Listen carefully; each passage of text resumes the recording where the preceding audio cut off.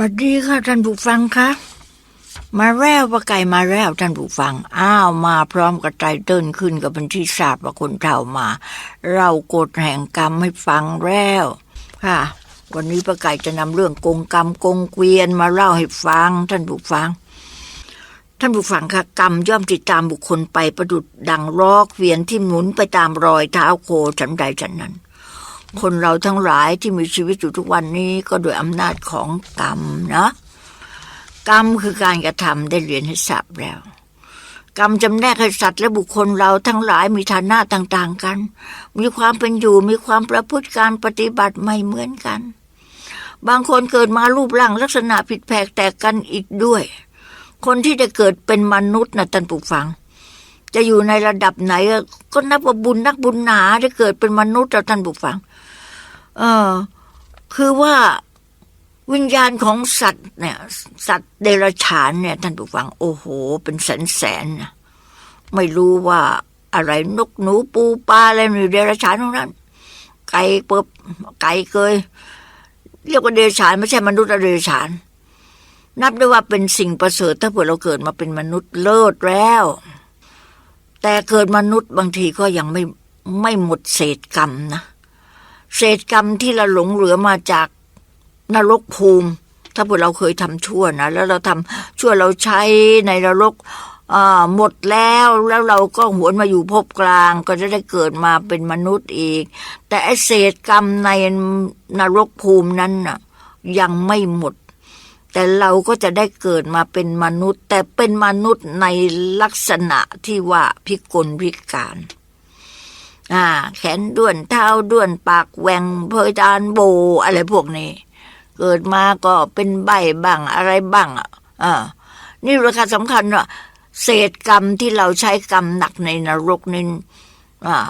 หมดแล้วแต่เศษกรรมยังติดมาส่งมาให้เราเกิดภพกลางคือภพมนุษย์ยังมีเศษกรรมเหลือเราก็เกิดมาเป็นมนุษย์ที่ไม่สมบูรณ์ครบ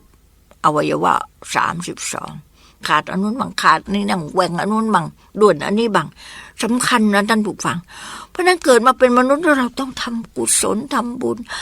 ทำบุญทำทานคือว่าช่วยสร้างวัดสร้างวาสร้างถาวรวัตถุของวัดแล้วก็จะถวายของพระถวายธูปเทียนอะไรก็แล้วแต่นี่เขาเรียกว่าบุญนอกทำเถอะค่ะดีมากใส่บาตรทุกวันไปวัดถวายสังฆทานอะไรนี่เรียกว่าบุญนอกท่านผู้ฟังแต่บุญนอกน่ะมันดีแต่ไม่แน่นหนาเหมือนบุญในบุญในคือจิตใจของเราสิท่านผู้ฟังจิตใจของเรานี่สำคัญที่สุดจิตใจเราต้องดีต้องเป็นผู้ที่มีเมตตากรุณามุทิตาเบกขาไม่โดนขี้สงสารเป็นคนที่ว่าไม่เอารัดเอาเปรียบคนอื่นไม่อิจฉาริษยาใครไม่กลั่นแกล้งใครให้คนอื่นก็ได้รับความเดือดร้อนนี่บุญในนะจิตใจนี่บุญในนี่แหมดีกว่าบุญนอกค่ะแต่บุญนอกก็ทำบุญในก็ทำดีกันใหญ่เลยเกิดชาติหน้าเราเกิดดีแน่เกิดอยู่ในภพภูมิที่สูงต้องเข้าใจคำว่าภพคือความเป็นอยู่ภูมิคือสถานที่เราไปเกิดภูมิอย่างเราไปเกิดนู่นท่านผู้ฟังเกิดไหนเกิดจังชายแดนในในป่าที่เป็นลูกชาวป่าชาวดอยไม่ได้เห็นความศรีวิไลของเมืองกรุงเขาเลยก็นี่ภูมิที่เราไปเกิดหรือว่าภูมิเกิดเป็นเดรัจฉานเกิดเป็นอะไรนี่เขาเรียกว่าภูมิความเป็นอยู่พบเราก็เป็นอย่างนั้นเราไปเกิดในป่าดงพงดอยไปเกิดเป็นช้างเป็นหมีเป็นเสือเป็นสางอะไรเรามีภูมิอย่างนั้นเกิดสถานที่อย่างนั้นเกิดแบบนั้น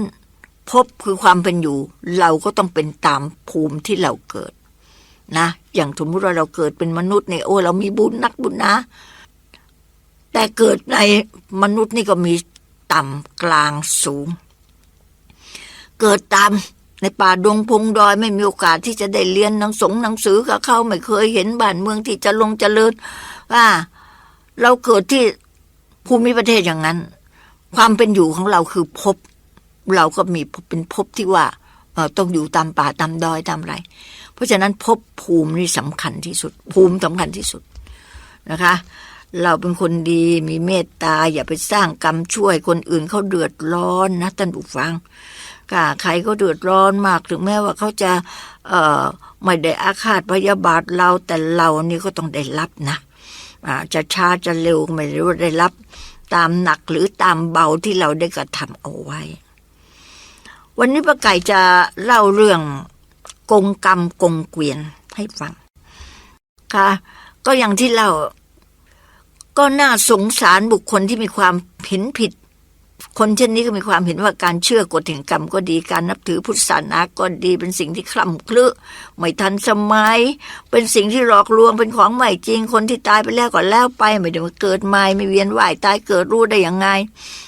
และตัวเวรตัวกรรมมันเป็นยังไงไม่เคยเห็นหน้าตาคนเราเกิดมาชาติเดียวก็ตายชาติเดียวไม่ใช่ไปเกิดมาอีกวนเวียนเกิดมาเป็น5 ชาติ10 ชาติอย่าไปเชื่ออย่างนั้นเป็นของหลอกลวงโบราณเต่าล้านปีไม่มีใครเขาเชื่อกันหรอกสมัยนี้มันสมัยใหม่โลกมันถึงดวงจันทร์ดวงอังคารแล้วนี่ความคิดอย่างนี้เขาเรียกความเห็นที่ผิดเขาเรียกว่ามิจฉาทิฏฐิความเห็นที่ผิด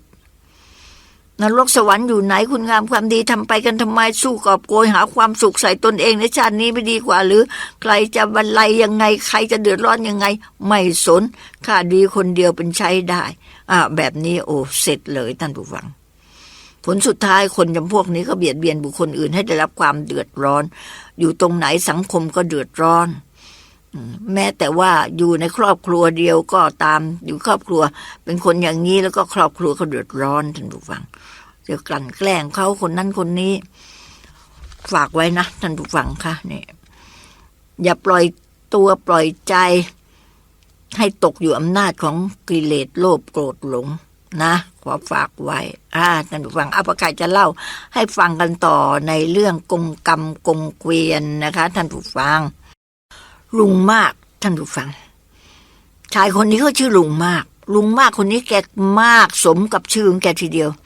หาได้มากด้วยคุณธรรมคือความดีไม่กับมากไปด้วยอกุศลกรรมคือความชั่ว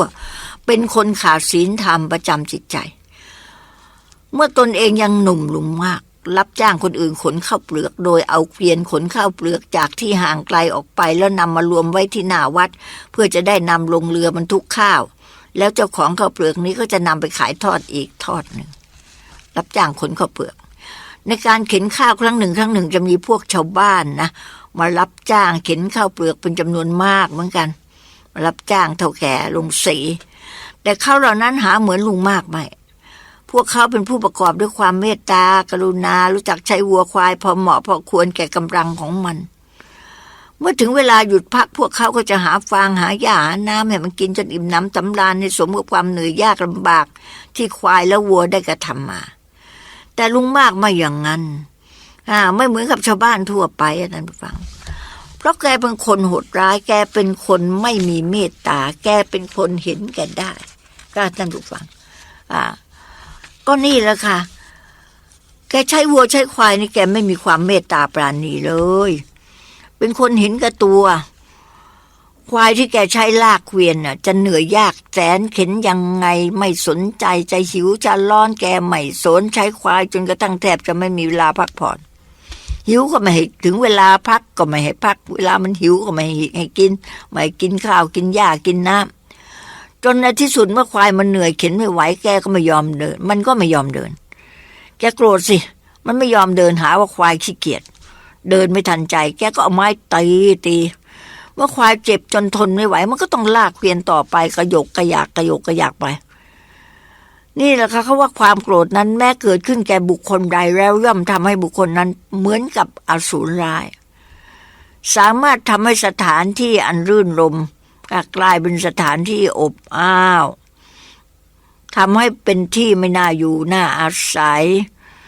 ทำให้บุคคลที่อยู่ใกล้เดือดร้อนกระวนกระวายใจท่านผู้ฟังค่ะตอนนี้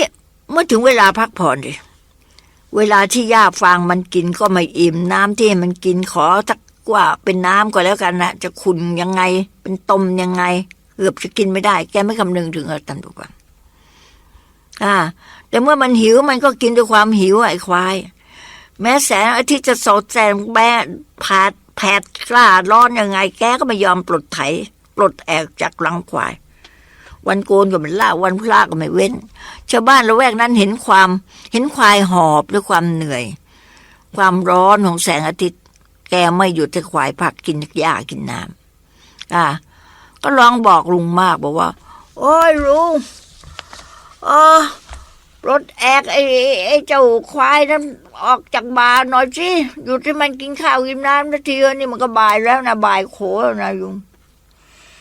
ลุงจะตอบว่าไงมั้งคะเฮ้ยยังไม่ถึงเวลาเว้ยท่านผู้ฟังใจของแกจังแข็งประดุจหินทีเดียวขาดคุณธรรมความเมตตาอันความเมตตาปราณีเป็นเครื่องค้ำจุนโลกเขาอยู่ด้วยความผาสุกถ้าบุคคลใดในชาติใดขาดคุณธรรมแล้วชาตินั้นก็เปรียบเสมือนไม่ใช่สถานที่อยู่ของมนุษย์ท่านผู้ฟังคนเราต้องมีความนึกคิดที่ดีรู้ว่าสิ่งใดควรประพฤติสิ่งใดไม่ควรประพฤติจงพยายามให้มีคุณธรรมความเมตตาและกรุณาเป็นประจำในจิตใจของท่านเถิดแล้วความสุขจะตามท่านมาในภายหลังลุงมากแกใช้ควายทำงานอย่างเงี้ยจากหนุ่มจนกระทั่งวัยชราท่านทั้งหลายถึงเวลาแล้วที่ลุงมากจะได้ผลกรรมที่แกกระทำไว้วันหนึ่งแกก็ล้มเจ็บลงเดินไปไหนไม่ได้เมื่อจะลุกขึ้นก็ต้องให้ลูกและปัญญาช่วยประคับประคองก็ลุกขึ้นได้เมื่อเวลาใกล้จะตายนั้นอสุกุศลกรรมคือกรรมชั่วที่แกได้ทำกับควายไว้ปรากฏเป็นนิมิตให้เห็นหรือจะพูดให้ง่ายๆก็คือกรรมมาตามทันนั่นเองท่านผู้ฟัง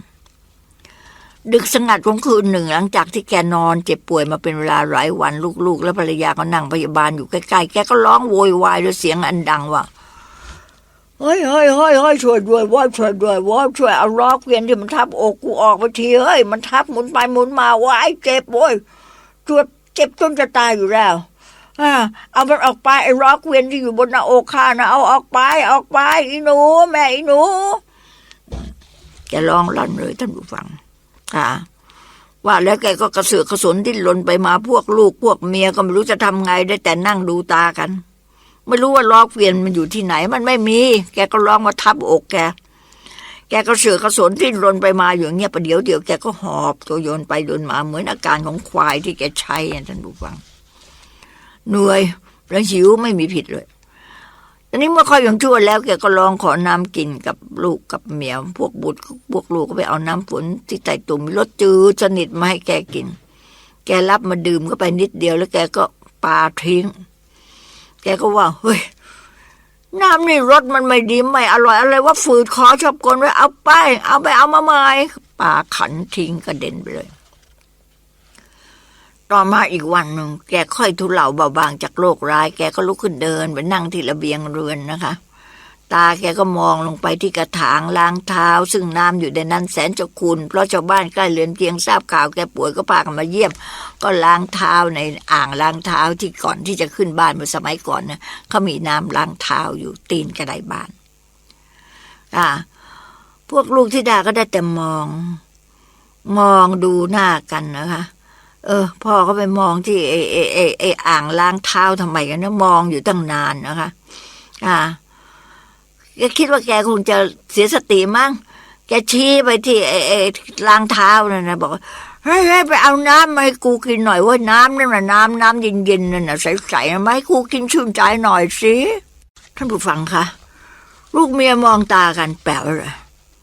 คิดว่าแกคงจะเสียสติแล้วมั้งน้ำในที่อื่นสะอาดน้ำฝนเอามาปาทิ้งบอกไม่อร่อยจืดเฟื่อนติดคอไม่กินกลับมาชี้ให้ไปเอาน้ำในกระถางล้างตีนที่แสนจะสกปรกตีนก็ได้ให้ไปตักมาให้กินพวกเขาก็ไม่ยอมตักมาให้ท่านผู้ฟังแกไม่ยอมกินจะตักที่ตุ่มสะอาดที่กินไม่ยอมกินร้องบอกว่าจะกินน้ำในกระถางล้างเท้านั้นอย่างเดียวลูกเมียก็นั่งมองตาบอกพ่อเองเนี่ยจะบ้าไปแล้วเสียสติไปแล้วนะเมียว่าพวกลูกๆเมียก็เฉยไม่ได้ยินแกก็เลยอาละวาดดุด่าว่าไม่เคารพไม่เห็นใจหิวจะตายอยู่แล้ว บ่นด่าไอ้พวกนี้เลี้ยงไว้เสียเขาสุกเว้ยชี้ไปจะกินให้ได้ลูกเมียก็อดรนทนไม่ได้ก็ต้องไปตักมาให้กินน้ำล้างเท้านะท่านบอกพอดื่มเข้าไปแล้วก็บอกว่าไงรู้ไหมท่านผู้ฟังบอกโอ้รสดีอร่อยไม่ฝืดคอไปเอาไม้ข้าอีกสิท่านผู้ฟังคะกินน้ำล้างเท้าตีนก็ได้เอามาเสร็จแล้วก็ชอบใจหายใจรสดีกลมกล่อมกินอร่อยเป็นงานไปนี่แหละค่ะท่านผู้ฟังผลกรรมได้ทำไว้ส่งผลมาทันตาเห็นในชาตินี้ไม่ต้องรอชาติหน้าหรอกอยู่มาอีก2 วันปรากฏว่าแกก็ตายไปนะคะเป็นอันว่าอวสานกงกรรมกงเวียนสวัสดีค่ะ